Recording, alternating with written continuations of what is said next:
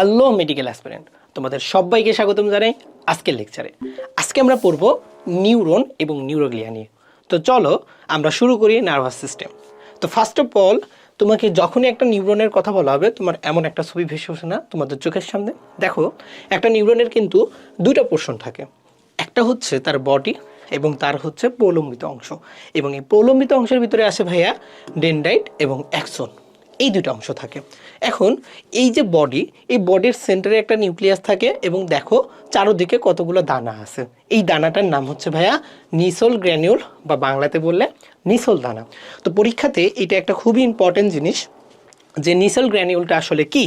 এই নিসল গ্র্যানিউলটা ভাইয়া এন্ডোপ্লাজমিক রেটিকুলামের সাথে রাইবোজোমের একটা মিক্সড আপ, তখন আমরা তাকে বলতে পারি রাফ এন্ডোপ্লাজমিক রেটিকুলাম। আর তোমরা সবাই জানো রাফ এন্ডোপ্লাজমিক রেটিকুলামের কাজ হচ্ছে প্রোটিন সিনথেসিস করা, তাহলে এই নিসল গ্র্যানিউলটা কিন্তু প্রোটিন সিনথেসিস করবে। তার মানে তোমরা বুঝতে পারছো যে নিউরনের ভেতরে কিন্তু প্রোটিন সিনথেসিস হয়। এখন এই যে ডেনড্রাইট এবং অ্যাক্সন, এই ডেনড্রাইটগুলো ইনফরমেশনগুলোকে রিসিভ করবে, আর অ্যাক্সনগুলো পরবর্তী যে নিউরন থাকে সেই নিউরনে ইনফরমেশনগুলো দিয়ে দিবে। ওকে, এখন আসো যে এই যে অ্যাক্সন আছে, এই অ্যাক্সনগুলোর চারদিকে একটা আবরণ থাকে। এই আবরণকে বলা হয় মায়েলিন শীট। দেখো, মায়েলিনে লাস্টে ইন আছে, তার মানে এই শীটটা তৈরি হচ্ছে প্রোটিন দিয়ে, এবং তার সাথে যখন তুমি লিপিড যুক্ত করে দিবা অর্থাৎ লিপোপ্রোটিন শীট, তখন তাকে বলা হবে মায়েলিন শীট। আর মায়েলিন শীটের জন্য ইনফরমেশনগুলো এইভাবে দেখো, এই নোড অফ রেনভিয়ার যেখানে মায়েলিন শীট থাকে না সেখান থেকে সেখানে লাফাই লাফাই ইনফরমেশনগুলো পাস করে থাকে। তো এই যে লাফাই লাফাই ইনফরমেশন পাস করতেছে, এটাকে আমরা বলবো হলো ভাইয়া সেলটেটরি কন্ডাকশন। এটাকে কি বলবো? লাফিয়ে লাফিয়ে যাওয়া বা সেলটেটরি কন্ডাকশন। এই সেলটেটরি কথাটা তোমরা জুওলজিতে আরেকটা জায়গায় পড়ছো, কোথায় জানো? বলে দিই, সেটা হচ্ছে সেকেন্ড চ্যাপ্টার ঘাসফড়িংয়ে তাদের একটা পা থাকে, 3 নম্বর পাটা মাংসল পা, এবং সেই পা দিয়ে ঘাসফড়িংগুলো লাফাই লাফাই যায়, তখন তাকে বলি সেলটেটরি ওয়ার্ক। আর এইখানে ইনফরমেশনগুলো যাচ্ছে, এই জন্য এটাকে আমরা বলবো সেলটেটরি কন্ডাকশন। ওকে, এখন আমাদেরকে আর কি জানতে হবে এখান থেকে, যে এই যে নিউরন, এই নিউরন দিয়েই কিন্তু আমাদের ব্রেনের সকল কিছু তৈরি হয়ে থাকে, এবং এই জিনিসের সংখ্যা হচ্ছে টোটাল থাকে 100 বিলিয়ন। কত থাকে? 100 বিলিয়ন। এখন এই 100 বিলিয়ন নিউরনের একটা স্পেশালিটি আছে, সেটা কি জানো? এই নিউরন একবার মারা গেলে কিন্তু আবার পুনরায় গঠিত হইতে পারে না। এইটাই হচ্ছে নিউরনের সাথে নিউরোগ্লিয়ার পার্থক্য। কেন হইতে পারে না তোমাদেরকে জানতে হবে, কারণ নিউরনের ভিতরে একটা অর্গান সেন্ট্রিওল, এই জিনিসটা থাকে না। কোনটা? সেন্ট্রিওল থাকে না। আর এই সেন্ট্রিওল না থাকার কারণে নিউরন কিন্তু বিভাজিত হইতে পারে না, বা মারা গেলে নতুনভাবে তৈরি হইতে পারে না। এখন আসো ভাইয়া, তোমাদের আরেকটা জিনিস জানতে হবে যে এই নিউরনটা আমাদের ভ্রূণের কোন লেয়ার থেকে তৈরি হয়। আমরা সবাই জানি ভ্রূণের 3টা লেয়ার থাকে, অ্যাক্টোডার্ম, মেসোডার্ম, অ্যান্ডোডার্ম। তো মাথায় রাখবা, নিউরন পুরাটাই তৈরি হয় ভ্রূণীয় অ্যাক্টোডার্ম থেকে। কোথা থেকে তৈরি হচ্ছে ভাইয়া? ভ্রূণীয় অ্যাক্টোডার্ম। তো চলো আমরা এতটুকু তো শিখলাম নিউরনের বেসিক, আরও যেইগুলো মেডিকেলের জন্য দরকারি সেইগুলো শিখে আসি। ফার্স্ট অফ অল দেখো, আমরা এখানে শিখবো হলো নিউরনের প্রকারভেদ, নিউরোগ্লিয়ার প্রকারভেদ, আমরা কিন্তু এই দুইটাও শিখবো। তো চলো আমরা প্রথমে নিউরনের প্রকারভেদটা শিখে আসি। তো নিউরনের প্রকারভেদটা শেখার আগে আমাদের এর নামগুলো জানা লাগবে। খেয়াল করো তো, এখানে আমরা নিউরনের 5টা ক্লাসিফিকেশন দেখব। আমরা এটা কিসের উপর ভিত্তি করে করছি বলো তো? এটা আমরা এই যে একটু আগে শিখে আসলাম অ্যাকশন, এই অ্যাকশনের সংখ্যার উপর ভিত্তি করে করি। দেখো, ইউনি শব্দের অর্থ হলো এক, পোলার মানে তো পোলারিটি, তার মানে এখানে পোলার পোল কয়টা আছে? একটা আছে। বাইপোলার মানে হচ্ছে 2টা পোল আছে। সিউডো ইউনিপোলার, দেখো ইউনি মানে এক, সিউডো মানে হচ্ছে অপ্রকৃত, মানে এইটা দেখতে 2-এর মতো বাট অ্যাকচুয়ালি এটার পোল হচ্ছে একটা, এই জন্য এটার নাম হলো সিউডো ইউনিপোলার। পরেরটা হলো ভাইয়া মাল্টিপোলার, মাল্টি মানে অনেকগুলো পোল থাকবে, অর্থাৎ অ্যাকশনের সংখ্যা অনেক হবে। আর লাস্টেরটা হলো ভাইয়া অ্যাপোলার, অর্থাৎ এইখানে কোনো অ্যাকশন থাকবেই না। তো এই যে 5টা ক্লাসিফিকেশন অফ দ্য নিউরন, এটাকে আমি কীভাবে মাথায় রাখতে পারি? তা আমি সবসময় মনে রাখতাম, দেখো আমরা এই চ্যাপ্টারটা পড়তেছি হলো সেন্ট্রাল নার্ভাস সিস্টেম আর পেরিফেরাল নার্ভাস সিস্টেম। এটা কি? এই যে আমাদের ব্রেন আর স্পাইনাল কর্ড একদম মিড লাইন বরাবর থাকে, এইটাই হচ্ছে ভাই আমাদের সেন্ট্রাল নার্ভাস সিস্টেম, এবং এখান থেকে অনেকগুলো শাখা বের হয়। ব্রেন থেকে ক্রেনিয়াল নার্ভ এবং স্পাইনাল কর্ড থেকে স্পাইনাল নার্ভ, এইগুলো পেরিফেরিতে মানে হাত পাগুলাতে চলে যায়, এই জন্য এটাকে বলে পেরিফেরাল নার্ভাস সিস্টেম। তো এইখান থেকে মনে রাখতে পারো আমাদের যে সেন্ট্রাল নার্ভাস সিস্টেম এটা অনেক কমপ্লিকেটেড, আর peripheral nervous system is easy. তো মাল্টিপোলারে এক্সাম্পল হবে ভাইয়া সেন্ট্রাল নার্ভাস সিস্টেম, আর ইউনিপোলারের এক্সাম্পল হবে ভাইয়া পেরিফেরাল নার্ভাস সিস্টেম। তো এইটা যখন হয়ে যায় বাকিগুলো কিন্তু অনেক ইজি। দেখো এখন আসো বাইপোলারের এক্সাম্পল শিখবো কিভাবে। দেখো তো আমাদের চোখ কয়টা, দুইটা, কান কয়টা, দুইটা। এখন তার সাথে মনে রাখবা নাক, এই চোখ কান নাক এই দুই তিনটা হচ্ছে ভাইয়া বাইপোলারের এক্সাম্পল।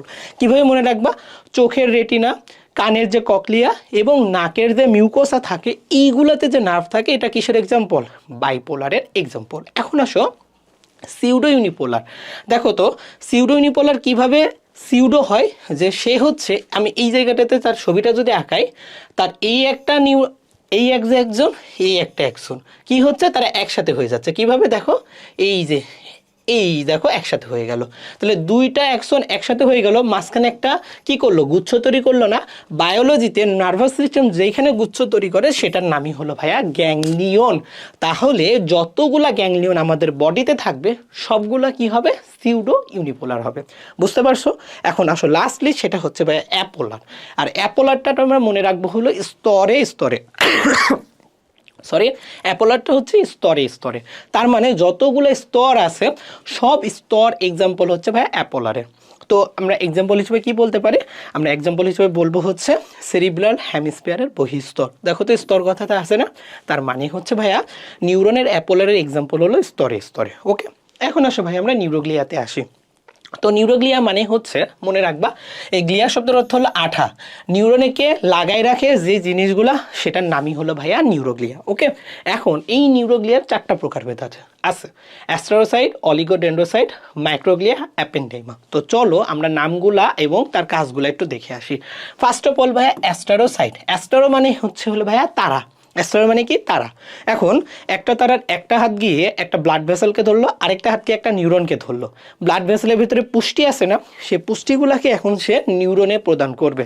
তার মানে অ্যাস্টেরোসাইটের কাজ কী হবে বলো তো, পুষ্টি প্রদান করা, খুবই ইম্পর্টেন্ট। তার মানে অ্যাস্টেরোসাইট না থাকলে কিন্তু নিউরনটা পুষ্টির অভাবে মারা যাবে। পরে আসো অলিগো ডেন্ড্রোসাইট। এই দেখো অলিগো শব্দের অর্থ হলো অল্প, ডেন্ড্রো মানে শাখা পোশাকা, আর সাইট মানে সেল।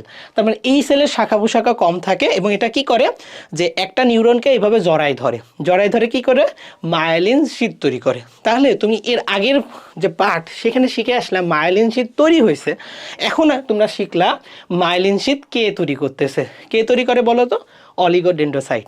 ওকে, বাট এইখানে একটা কিন্তু আছে, সেই কিন্তু কি, আমাদের নার্ভাস সিস্টেম দুই রকম, central nervous system, peripheral nervous system. এই অলিগোডেন্ড্রোসাইট যে মায়োলিন শীট তৈরি করতেছে সেটা হবে ভাইয়া সেন্ট্রাল নার্ভাস সিস্টেমের। কোথাকার, সেন্ট্রাল নার্ভাস সিস্টেম। তাহলে ভাইয়া পেরিফেরাল নার্ভাস সিস্টেমে মায়োলিন শীট কে তৈরি করবে, এই দেখো সোয়ান সেল।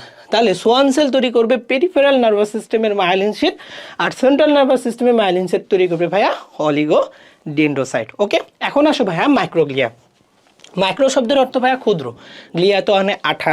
এখন মাইক্রোগ্লিয়া মানে ক্ষুদ্র আঠা, এটা একটা স্পেশাল সেল। কেন জানো?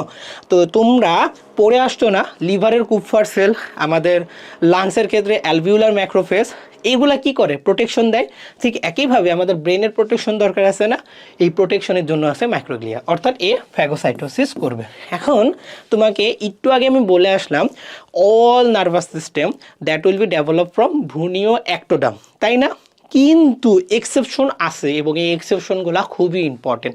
এই মাইক্রোগ্লিয়া এটা আমাদের নার্ভাস সিস্টেমের পার্ট হওয়ার পরেও এটা ডেভেলপ করবে কিন্তু ভ্রূণীয় ম্যাসোডাম থেকে। কেন বলো তো? লজিক্যালি ভাবো, তোমাকে যখন আমি চ্যাপ্টার 7 পড়াইছি তখন তোমাদেরকে বলছি যে চ্যাপ্টার 7 অর্থাৎ বোন, ব্লাড, মাসেল, টেন্ডন প্রত্যেকটা জিনিস তৈরি হবে ভ্রূণীয় ম্যাসোডাম থেকে, মাঝখানের লেয়ার থেকে। এখন বলো তো, ব্লাড মানে ব্লাডের একটা উপাদান কি, ডাব্লিউবিসি না? ডাব্লিউবিসির একটা উপাদান কি, মোনোসাইট না? মোনোসাইটগুলো যখন বড় হয় তখনই কি ফ্যাগোসাইটোসিস করে না? আর ফ্যাগোসাইটোসিস যখন ব্রেনে করবে তার নাম কি, মাইক্রোগ্লিয়া। তাহলে তুমি বুঝতে পারছো যে মাইক্রোগ্লিয়া নার্ভাস সিস্টেমের পার্ট হওয়ার পরেও এটা কিভাবে ভ্রূণীয় ম্যাসোডাম থেকে তৈরি হলো। ওকে, এখন আসো হলো ভাইয়া অ্যাপেন্ডাইমা। এটা আরেকটা স্পেশাল সেল। এটা কি তৈরি করে, সিএসএফ তৈরি করে। What is CSF? একটু যদি বড় করে বলি, সেরিব্রো স্পাইনাল ফ্লুইড। এইটার কাজ কি? এটার কাজ হচ্ছে ভাইয়া, আমাদের ব্রেনের ওজন তো 1.5 কেজি, আমরা কি এত বড় ওজন মাথায় সবসময় ফিল করি? কিন্তু করি না। আমরা কতটুকু ফিল করি? 150 গ্রাম। তাহলে এই যে 1.5 কেজির একটা ব্রেনকে 150 গ্রামে আমাদের কনভার্ট না মানে জিনিসটাকে ফিল করাইলো, এই কাজটা কে করতেছে? সিএসএফ। আর এই সিএসএফ তৈরি করে কে ভাইয়া? অ্যাপেন্ডাইমা। তাহলে আমরা কিন্তু প্রত্যেকটা নিউরোগ্লিয়া এবং নিউরনের উদাহরণ এবং তাদের যে কাজ বা তাদের যে উদাহরণ থাকে সেইগুলো কিন্তু ইজিয়েস্ট ম্যানারে শিখলাম, বুঝে বুঝে শিখলাম, যে জিনিসটা মেডিকেল অ্যাডমিশনের জন্য সবচেয়ে বেশি জরুরি। তো তোমাদের সবাইকে ধন্যবাদ। আসসালামু আলাইকুম ওয়া রাহমাতুল্লাহ।